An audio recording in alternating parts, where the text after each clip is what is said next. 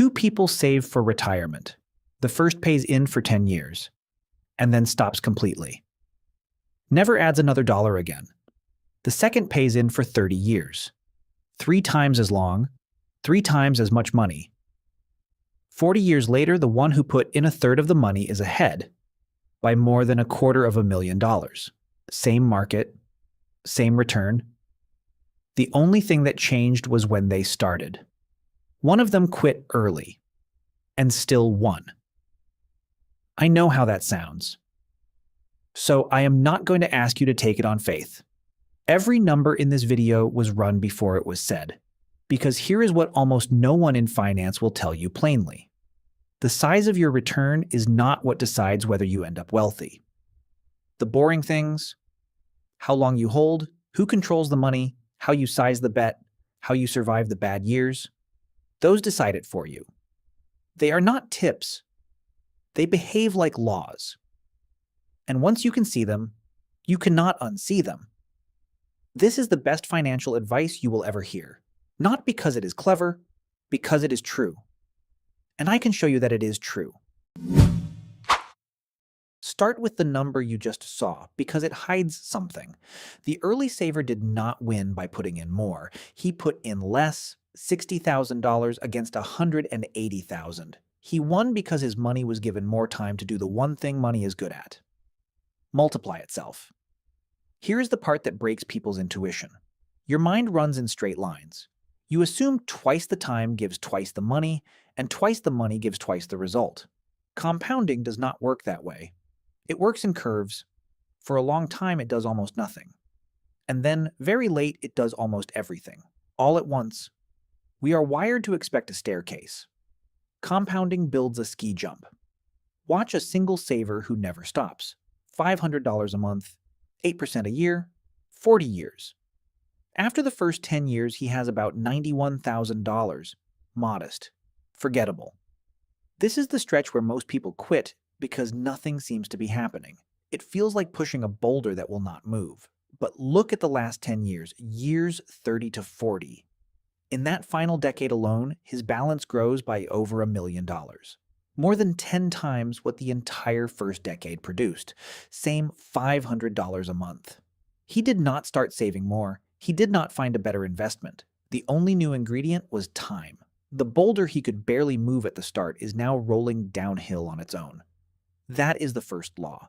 Time compounds harder than money does, which is why the saver who started early and quit still beat the saver who started late and tried harder. He was not better. He was earlier. And here is a tool you can carry out of this video and use tonight. It is called the Rule of 72. Take the return you expect and divide 72 by it.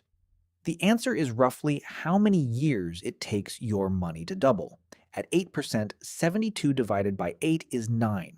Your money doubles about every 9 years, which means over a 40-year career, the same dollar doubles not once, not twice, but more than 4 times over.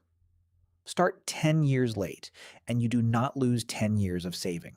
You lose an entire doubling at the end, the largest one, the one that would have mattered most.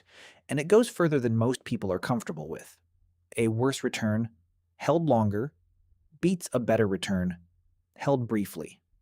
$10,000 at 12% for 20 years grows to about $96,000. The same $10,000 at only 7%, but left alone for 40 years, grows to almost $150,000. The lower return wins. Not by a little, by half again as much. The investor chasing the higher number lost to the investor who simply refused to get out. So the first decision is not how do I find a bigger return. It is how do I stay invested long enough for the return I already have to matter. Time is the lever. Almost everything else is noise. Now, time can only compound something. So the question becomes, what are you actually feeding it? There are 2 kinds of money, and confusing them is one of the most expensive mistakes a person can make. The first is cash flow. The money that comes in and goes back out. Your salary. The rent check, if you are a landlord. It pays the bills, the car, the groceries. It keeps you alive this month. But it does not compound because you spend it.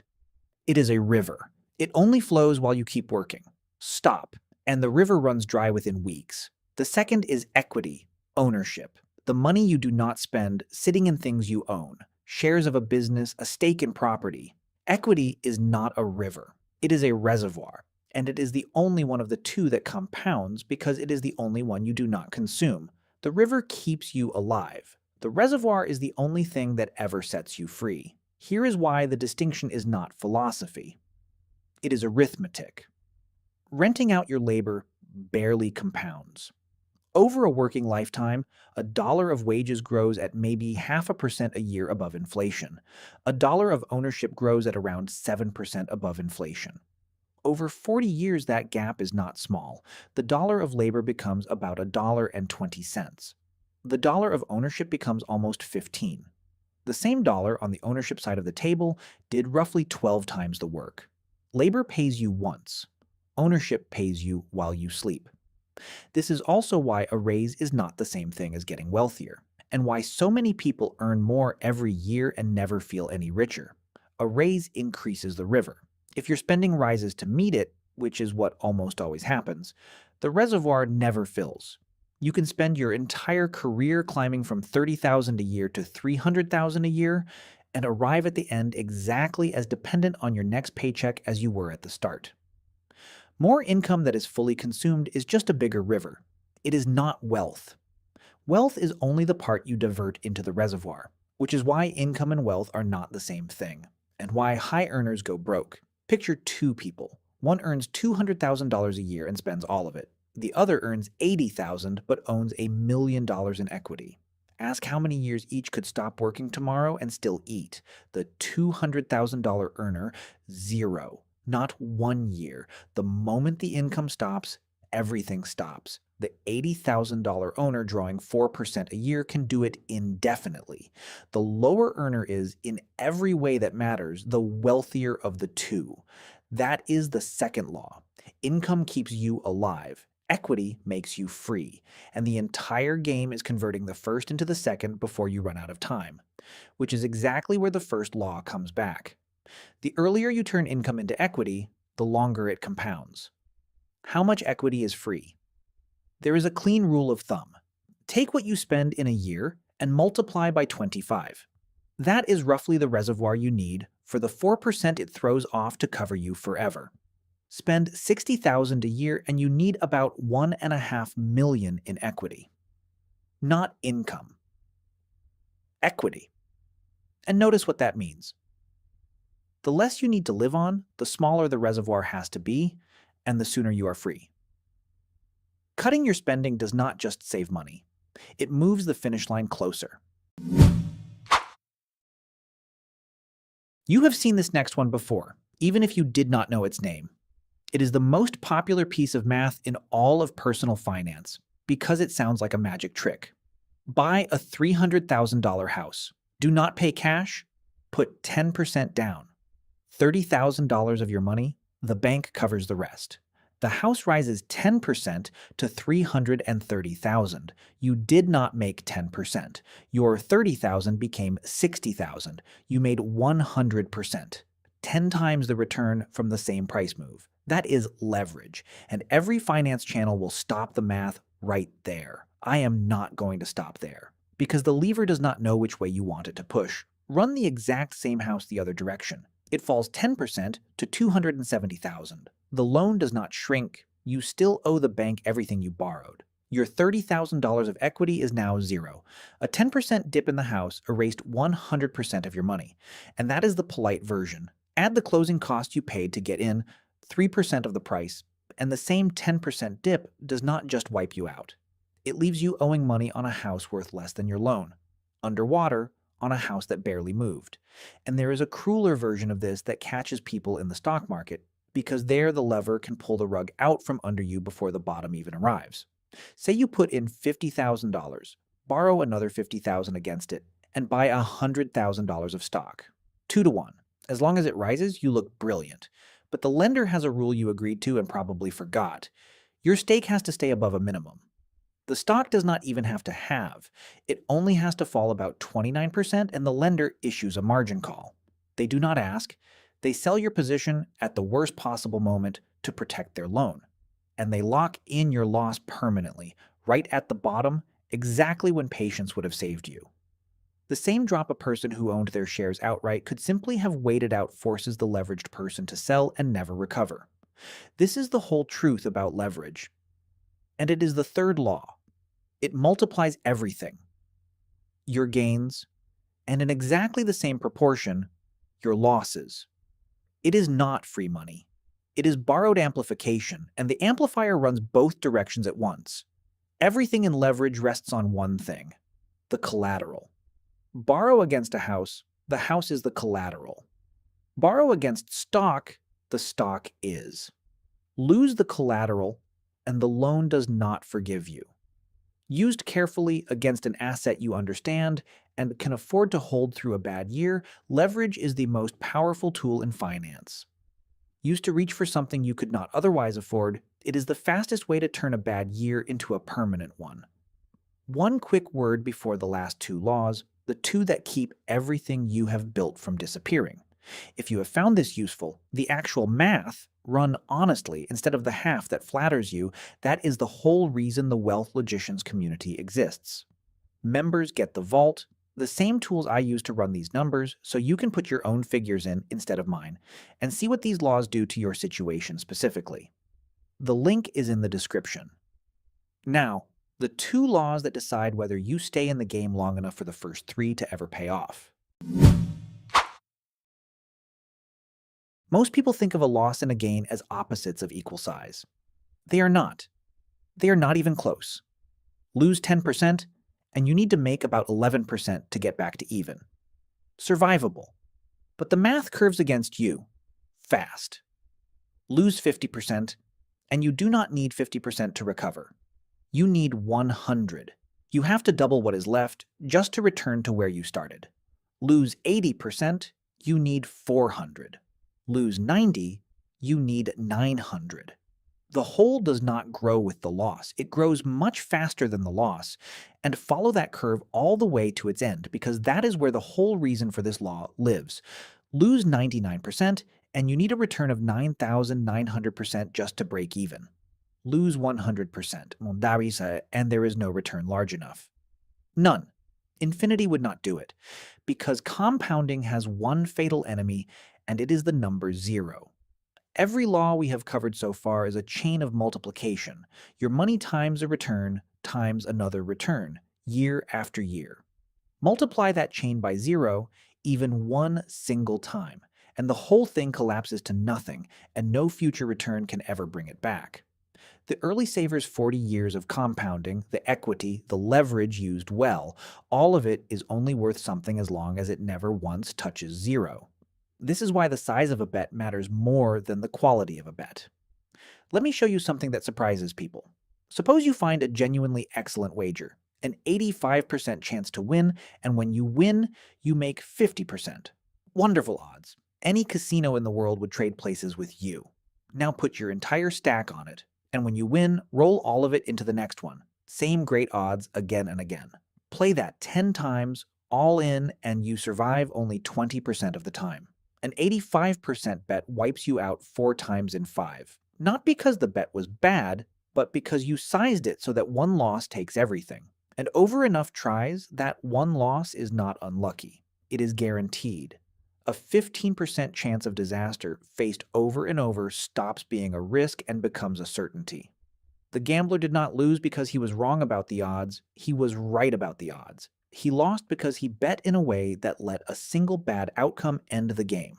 That is the fourth law. The goal is not to win big once. It is to never be forced out of the game. Bet small enough that no single loss can take you to 0, because the recovery math means the deep losses are the ones you never come back from. Protect the downside, and the upside will take care of itself. Survival is not the boring part of investing. Survival is the whole strategy. Which brings us to the last law, the one most likely to start an argument. You have heard that the wealthy do not diversify, that they bet big on what they know. Put all your eggs in one basket and watch the basket, and it is true. The people who build enormous fortunes are almost always concentrated in a single thing. But there is a condition attached to that advice, and it is always left off. They concentrate in the one thing where they have both deep understanding and real control, usually their own business. They are not guessing. They have the inside view and their hands on the wheel. Concentration is rational only when you have an edge, a real reason to believe you know something the rest of the market does not. Take away the understanding, take away the control, and the same move that built their fortune becomes something else entirely. It is no longer conviction, it is just gambling with extra steps. And here is what gambling with extra steps actually looks like, because the stock market hides it behind its averages. Pick a single stock at random and hold it for the long run. The typical one, the median, does not double, does not even keep up. It loses money. 2 out of every 3 individual stocks end up worth less than where they started. Only about 1 in 6 beats simply owning the whole market. The dartboard, in other words, mostly loses. So how does the market itself go up year after year if most of the stocks inside it are sinking? Because of a tiny handful of monsters. Around 4% of stocks produce the large majority of all the gains the entire market has ever made. A few enormous winners drag the whole average up and carry everyone who happened to be holding them. The index does not win by being clever, it wins by guaranteeing that it owns those 4% of winners because it owns everything. And before you tell yourself you will simply pick the winners, remember that they are only obvious now looking backward. In advance, the giant winners looked exactly like the failures sitting beside them. For everyone that became a household name, there were a dozen that looked just as promising and quietly went to zero. Hindsight makes it feel pickable. It was not. So put those two facts together. If you cannot identify that 4% in advance, and the evidence says almost no one can, not the professionals, not the funds that charge a fortune to try, then concentrating your money is, mathematically, most likely to land you on a loser. Owning everything is the only way to be certain you also hold the few winners that make the whole thing work. That is the 5th law, and it is the exact opposite of the slogan. Diversification is not weakness. It is a hedge against your own ignorance. And being honest about the limits of what you know is not timidity. It is the most sophisticated move on the board. This is the real, unglamorous case for a simple index fund. Not that it is exciting, but that it quietly guarantees you own the winners you could never have picked in advance. You concentrate where you genuinely have an edge. Everywhere else, you spread out, because the math says the humble move is the winning one.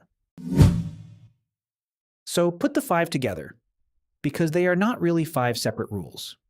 They fall into 3 jobs, and together they are one system for keeping money instead of losing it. The first job is momentum, getting money to grow at all. That is the first 2 laws. Give it time and feed it equity instead of income. The second job is structure, deciding who actually captures that growth. That is the third law, leverage, which can put the growth in your pocket or hand it to the bank, depending entirely on which way the lever turns. And the third job is asymmetry, making sure you are still standing to collect. That is the last 2 laws. Never bet so big that a single loss ends you, and never concentrate in something you do not understand. Momentum builds it. Structure captures it. Asymmetry protects it. Miss any one of the 3, and the other 2 cannot save you. And it all collapses into 5 questions. Before you put $1 anywhere, ask them. 1. Can this compound? Is it built to grow over years, not days? 2. Who controls it, you or someone else? 3. What happens if it fails? Do you get something back or nothing? 4. Is the upside bigger than the downside? And can any single loss take you out? 5. Do you actually understand it? Can you explain how it makes money and what could go wrong? If you cannot answer those clearly, you do not have an investment. You have a hope. At the start, I told you this was the best financial advice you will ever hear, and that I would not ask you to believe it. I would show you.